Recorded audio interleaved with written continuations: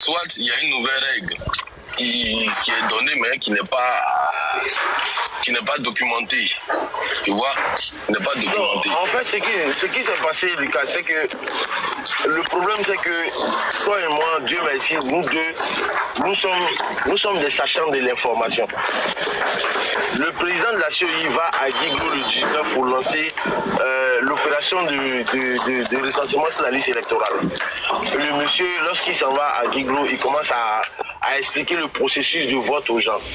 Et du coup, pendant qu'il parlait, il dit, moi j'ai bien vu la vidéo, il dit que, comment on appelle ça, pour aller se faire enrôler avec la nouvelle carte d'identité, il faut donner son extrait de naissance.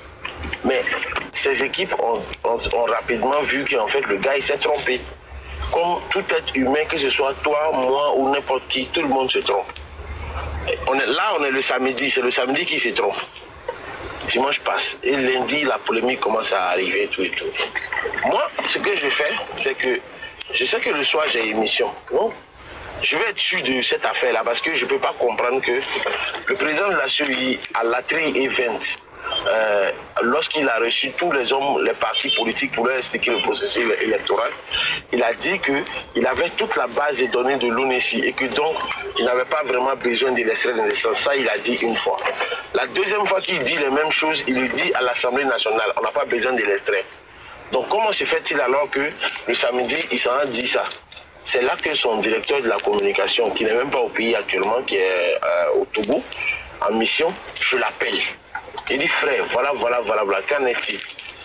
Il me dit, ah oui, c'est vrai que le président s'est trompé malencontreusement, mais il y a un communiqué qui sort dans l'heure qui suit pour préciser, pour dire qu'en fait, que l'extrait de naissance n'est pas exigé. Et d'ailleurs, même, c'est très facultatif.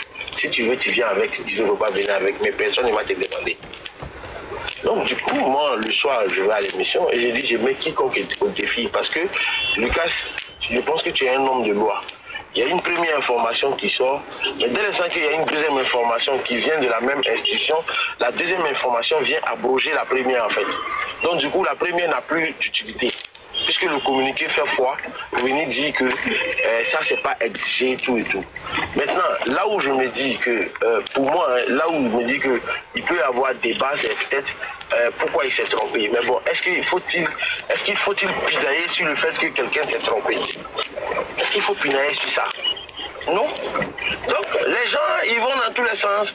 Or, à la vérité, une information, là, elle est évolutive. Une information, là, elle est dynamique. Une information, là, tu peux avoir une information à midi, d'ici on va dire 13h, tu as une nouvelle information. Quand tu as une nouvelle information, l'ancienne information, là, elle n'est plus à l'ordre du jour. Donc il faut faire une mise à jour de ton information. Il faut faire une mise à jour.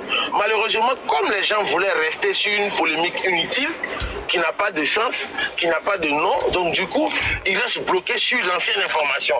C'est-à-dire que, tu sais Lucas, ce qui est dramatique aujourd'hui dans notre société, c'est que tout le monde veut avoir raison, de tout le monde.